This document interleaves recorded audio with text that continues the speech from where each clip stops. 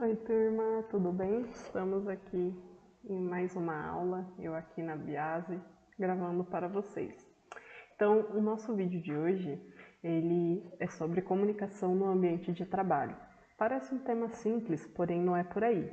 Devido aos ruídos na comunicação entre setores e departamentos de uma empresa, se tornou indispensável o diálogo no espaço corporativo, tanto no que diz respeito à clareza da mensagem informada, quanto na troca de imagens entre diferentes cargos e funções. Então, nessa aula nós vamos falar sobre os pilares do processo de comunicação, são eles: emissor, receptor, a mensagem e o canal ou contexto, ou de repente até mesmo código, tá certo? Linguagem formal e informal, que por sua vez, vai resultar na comunicação eficiente. Então, antes da gente iniciar o vídeo, não se esqueçam de dar aquele joinha para aumentar nossa visibilidade e se inscrever no canal da Biase, certo? Então, bora para a aula. Bom, eu coloquei aqui para vocês uma frase do sociólogo francês, especialista em ciências da comunicação, Dominique Walton. Ele diz o seguinte: não é por passar a vida interagindo que o homem se comunica. E o que ele quer dizer com isso, então, É basicamente que a comunicação ela não se resume ao ato de interagir uns com os outros, e sim que a comunicação carece de técnicas e práticas específicas para transmitir ideias e informações a serem compreendidas por quem as recebe. Logo, nós podemos pensar naquela frase tão conhecida: comunicação não é aquilo que você fala, e sim o que o outro entende. Afinal, pode estar claro em minha mente, mas não quer dizer que o outro entendeu o que eu quero dizer. Dito isso, vamos ver as estruturas para se ter uma comunicação mais fluida. Há alguns pilares que nós devemos considerar. Eu irei me ater a 4 deles, que são, já dito, de emissor, receptor, mensagem e o canal. Então vamos por parte. Então, de início, eu mostro aqui para vocês a teoria da comunicação. É dela que vem essa noção, essa estrutura, para uma boa comunicação. Então, a teoria da comunicação é um campo de estudo do começo do século XX, desenvolvida a partir do surgimento e popularização dos meios de comunicação de massa. Então, a gente pode ver aqui no slide que nós temos o emissor, a mensagem. Essa mensagem ela pode sofrer alguns ruídos, eu vou explicar para vocês o que é esses ruídos no decorrer da aula, o canal de transmissão dessa mensagem e essa mensagem quando ela é decodificada pelo receptor. Afinal, voltando àquela frase, o que eu digo não necessariamente é o que o outro entende. E ruído é exatamente isso, o desalinhamento entre o que eu estou dizendo e o que o outro está compreendendo. Pode ser tanto o ruído no sentido sonoro, ou também na questão da própria escrita. Então, de repente, você manda uma mensagem escrita e alguém não compreende essa mensagem, seja por erros ou porque ela está escrita de uma forma que é incompreensível, é impossível de decifrá-la. Então vamos por partes. O emissor somos nós, ou melhor, sou eu que estou dando essa aula aqui para vocês. Então é a pessoa, o grupo de pessoas de onde parte a comunicação. Então quem é que está transmitindo uma mensagem? No caso sou eu, aí no exemplo eu coloquei no slide para vocês, é um menininho conversando com a sua professora. Eu vou dar uma lida para a gente ter uma noção do que ele diz. Aê, professora, eu e os brother, tudo tipo assim, não estamos achando maneiro as paradinhas do new português. E ela tem uma interrogação, porque ela claramente não compreende o que ele está querendo dizer. Então, ele é o emissor e a mensagem é exatamente a fala dele. Por sua vez, ela não compreendeu. O receptor, falando exatamente sobre o receptor. Então, o receptor é aquele que recebe a informação. A informação, então, ela deve ser modificada para os diferentes tipos de receptores. No caso nesse vídeo de aula, os receptores dessa aula são vocês. Ela está moldada para que possam compreender a mensagem a qual quero lhes passar, que é sobre comunicação. Certamente, eu, que sou a emissora, eu passaria uma informação diferente se o destinatário fosse, sei lá, por exemplo, o Neymar, eu poderia iniciar a aula para ele, ou a conversa com ele, dizendo: e aí, parça? Então, a mensagem, né, a ser enviada, o emissor ele tem que saber modificar a mensagem para os diferentes tipos de receptores. Aqui no caso eu coloquei para vocês uma tirinha, né, em que tem o poema de Camões: o amor é fogo que arde sem se ver, é ferida que dói e não se sente. E o rapazinho da tirinha, ele vai dizer o seguinte: então aquela queimação que se sentia por dentro é amor? Que bom, eu achava que era azia. Então você tem uma informação inicial, que é o próprio poema, e o modo como ele compreendeu esse poema, né? Ele associou como uma enfermidade que ele estava sentindo. Então, você tem uma informação e ela pode ser recebida de diferentes maneiras pelos diferentes tipos de receptores. Por fim não, né? Seguindo, nós temos então a mensagem em si. A mensagem ela nada mais é do que a informação que ela é passada, né? No caso do videoaula, a mensagem é de que a comunicação é essencial na vida, ainda mais quando desempenhamos nossas funções laborais, né? Tanto que eu deixei para vocês verem aqui no slide, podem também conferir nos slides anteriores, que a mensagem é o que está sendo dito, mas também o que está sendo escrito. Como no slide anterior, tinha o poema do Camões, ele leu aquele poema em alguma plataforma, enfim, e ele compreendeu ela de uma determinada forma, de repente não como a que o autor tinha previsto quando a escreveu, né? Mas o receptor ele entendeu a mensagem daquela forma. Então a mensagem ela nada mais é do que a informação em si, a ideia que você quer passar, tá certo? E chegando então também ao nosso quarto ponto, por assim dizer, né? O canal, o contexto vai depender, como vocês podem encontrar a informação. O vídeo ele mostra um processo de comunicação diferente de como seria se a gente estivesse em uma sala de aula, não é? Então assim, como que eu passaria essa informação se eu estivesse em uma sala de aula? Como que surgiria então esse assunto se a gente tivesse uma roda de conversa? Então, certamente não seria a mesma coisa. Então, logo, o ambiente, ou seja, o contexto da informação, ela deve fazer sentido com a proposta da mensagem a ser encaminhada. Em outras palavras, a mensagem deve ser adequada ao canal de comunicação. Como exemplo, e-mails contêm mais informações, porém elas são informações bem mais concisas, diferente de um tweet no Twitter ou um post no Facebook. Certo? Então, assim, seguindo esses 4 pontos, a tendência é que a comunicação ela flua com perfeição, muito mais desenvolta, clara e eficaz. Nós certificaremos assim que os receptores compreenderão a informação passada. Vale ressaltar que, mesmo seguindo essa lógica de etapas, não é garantia que a informação seja compreendida. A comunicação, então, ela atrela-se ao falar e ao ouvir, mas principalmente ao compreender e a se fazer compreensível. Não basta eu apenas explicar para vocês, eu preciso transformar essa minha mensagem, decodificar essa minha mensagem para que vocês possam compreendê-la. Essa é uma matéria da repórter Carla Mott, eu até deixei o link para que vocês possam conferir caso se interesse. Ela fala muito sobre os costumes, né, do internetês, que são essas gírias. A gente tem muito hábito de abreviar as palavras quando estamos na internet, não é mesmo? Então depois deem uma conferida. Então assim, no ambiente digital é comum a comunicação informal, onde muitas vezes abreviamos palavras e até usamos figurinhas e emotions, né, para representar ideias. Não é de hoje a preocupação com os vícios de linguagem do internetês nos ambientes acadêmicos e corporativos. Nós precisamos tomar cuidado com o que é dito e em como é dito. Então, vamos pensar um pouco, um exemplo, né? Assim, quando você está com seus amigos, você não fica falando VC, PQ, TB, não é mesmo? A mesma coisa acontece quando a gente escreve um texto na escola, a gente está sempre se perguntando, por exemplo, se está usando a pontuação adequada, né? Ou seja, utilizando vírgulas e acentos. E o mesmo se estende ao serviço, onde a gente se mantém, né, atento aos modelos de documentos corporativos, mas também à gramática. Então vamos analisar o slide a seguir. Vamos ler. Pouco e pouco, o dia foi rompendo.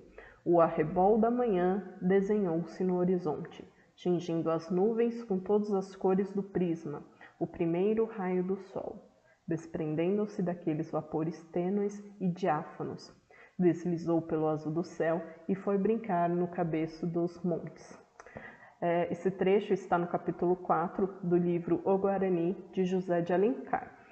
Então, assim, só explicando um pouco do contexto, José de Alencar, ele explica, ele expressa o nacionalismo romântico. Ele enfatiza a questão nacional através da terra e do índio, considerado nesse momento como o herói nacional. Inclusive, vale a pena conferir esse clássico da nossa literatura. Ou seja, a gente pode perceber nesse trecho do livro uma característica linguística marcante, a norma culta da língua com respeito à gramática.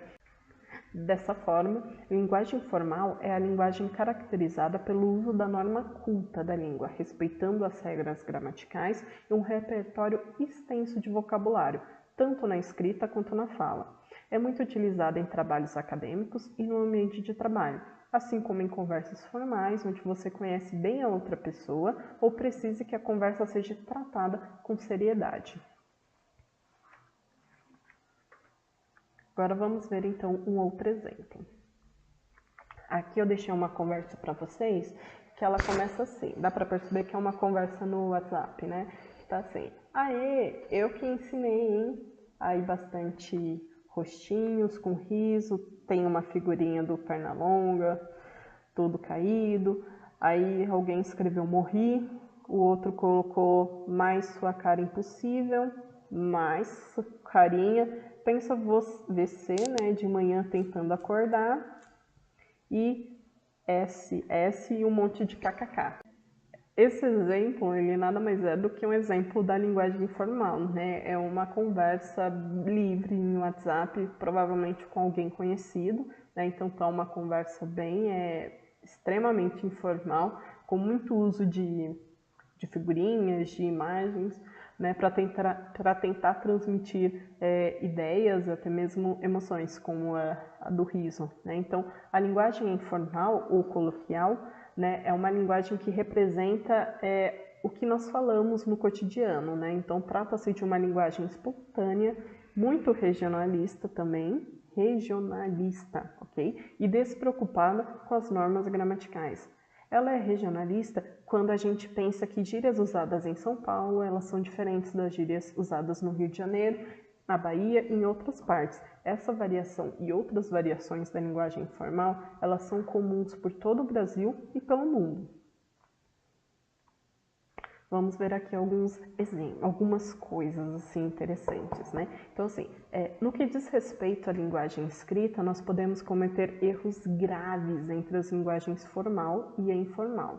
Só voltando aos exemplos, Então, o estudante, quando ele produziu o texto, ele pode ter dificuldade de se distanciar da linguagem coloquial, dos vícios mesmo do WhatsApp, Então, ele falou, eu acho maneiro, eu e os brother não achamos maneiros, e entre outras coisas, Isso acontece muito pelo descuido ou mesmo por não dominar as regras gramaticais. Então, ele estava no ambiente escolar, de sala de aula, e ele falou de forma coloquial, como se estivesse conversando com seus amigos.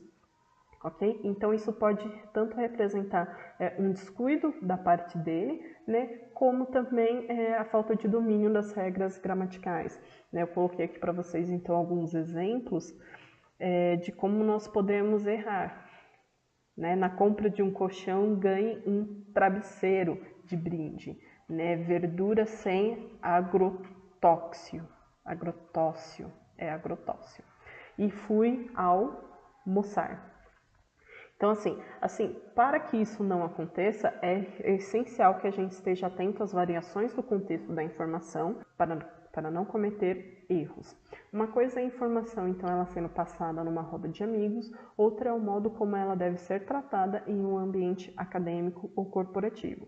Devemos ter uma postura polida ao se aproximar de um colega de trabalho, por mais que tenhamos afinidade com ele. Apelidos e demais depreciativos camuflados de humor não são recomendados. Então eu deixo aqui para vocês 2 dicas muito importantes para evitar escrever um texto repleto de erros e expressões coloquiais. Então as dicas são assim, conhecer as regras gramaticais, nós temos que estudar e estudar continuamente. E a segunda regra é possuir o hábito da leitura, que auxilia na compreensão e produção dos textos, uma vez que amplia o vocabulário do leitor, né? E é um pouco daquilo. Quando você escreve bem, consequentemente você fala bem, ok? Então, no fim da aula eu vou deixar aqui para vocês alguns exercícios só para que a gente possa praticar. Bom, então com base em situações reais do ambiente de trabalho, eu trouxe para vocês algumas dicas para uma melhor comunicação no ambiente empresarial. Então, em nossa primeira dica, temos, lembre-se, não é o que você diz que importa, mas o que o outro ouve. Então, o que o outro está compreendendo. Será que ele está entendendo a mensagem que eu quero passar? Às vezes está muito claro na minha cabeça, mas para o outro não. Então, ao transmitir uma ideia, ao transmitir uma mensagem, a gente tem que ficar atento ao que nós estamos falando e como nós estamos falando isso, porque pode estar muito claro na minha cabeça, mas o outro não fazer sequer ideia do que eu estou falando, de onde eu comecei, eu não contextualizei toda a informação. Outra dica. Não fale desnecessariamente, né? Muitas pessoas, então, elas acham que você, para se destacar no seu ambiente de trabalho, nas reuniões, você tem que falar qualquer coisa, né? E acaba pagando aquele mico. Não. O ideal é só falar se for algo relevante, senão a gente se mantém quieto, certo? O mesmo é para você não ter medo de falar. Então, se você vai ter uma informação relevante, algo que vai contribuir com o ambiente de trabalho, com seus colegas, afinal somos todos uma equipe trabalhando junto, é importante que você fale. Mas fale, né, concisamente, com plena noção do que você está dizendo. Outra dica, então, é saber ouvir, nunca interromper quem está falando e também praticar a escutativa. Como eu coloquei aqui, né, saber ouvir também é uma arte. Então, a gente tem que saber ouvir atentamente para entender melhor as opiniões do outro. Se eu discordo da sua opinião, não tem problema, eu espero você terminar de falar e aí eu inicio a minha fala, né, com um contraponto e tal, mas de uma maneira bem, como eu posso dizer, né, neutra, né, diplomática. Você pode discordar dos seus colegas de trabalho, né, dos seus colegas de sala, enfim, na comunicação, mas não deve ser agressivo. Isso nunca é a violência, né, independente do modo como ela acontece, né, mesmo que seja verbal, nunca é o melhor caminho. O ideal é sempre o diálogo. E em relação à escuta ativa, né, observa atentamente o que o outro fala, os gestos, as expressões faciais, as entrelinhas. Muitas vezes nós ouvimos, mas não compreendemos claramente a mensagem. Então, assim, deste modo, né, no ambiente de trabalho, um bom relacionamento interpessoal, né, uma boa comunicação, elas são essenciais em diversos momentos. Na hora de enviar, por exemplo, um e-mail, né, ou conversar pessoalmente para repassar tarefas, né, que os colaboradores devem desenvolver, assim como dar treinamentos específicos na área, sendo de suma importância que os profissionais estejam atentos para que transmitam as mensagens de forma clara, objetiva e simples, pois utilizar palavras que ninguém conhece demonstra arrogância e pode interferir na compreensão da tarefa. Além disso, é preciso tomar cuidado com a escrita. Deve-se sempre ser cordial e evitar ambiguidade nos sentidos. A consequência de uma falha na comunicação, então, ela pode acarretar em conflitos e desentendimentos no ambiente de trabalho, trazer abalos à equipe, impactando no desempenho e na produtividade dos profissionais, além de interferir diretamente no negócio da empresa, resultando nos resultados, né, e, por fim, no próprio lucro dela. Então, turma, é mais ou menos isso que eu trouxe para vocês essa semana. Eu vou deixar, então, para vocês uma reflexão, né, para a gente pensar. Eu quero que vocês me enviem também. É bom eu ter esse parecer de vocês em relação a isso, né? Esse feedback.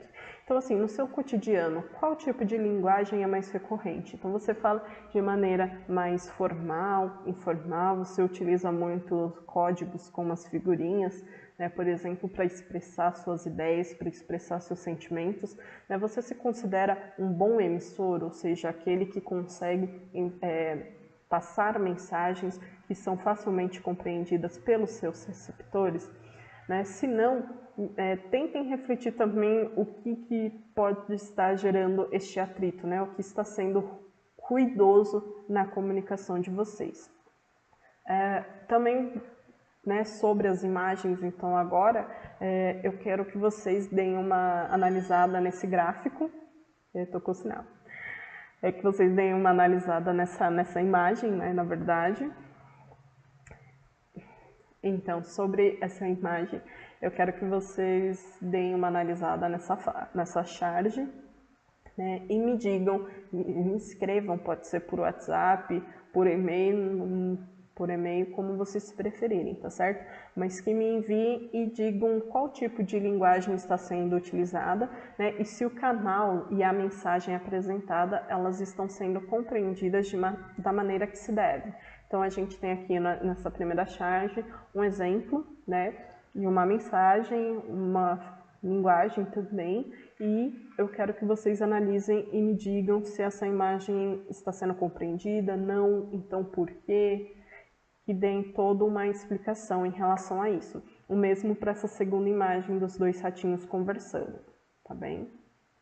Então, só lembrando para vocês que os formulários e as demais atividades, né, nos slides que eu passo, não só nesse slide, mas nos slides anteriores que eu passei, né, todas elas vão servir de parâmetro para certificação no final do curso. Então, bons estudos a todos e boa semana. Qualquer coisa eu estarei no WhatsApp, é só falar comigo para tirar dúvidas, enfim. E obrigada por assistir essa aula.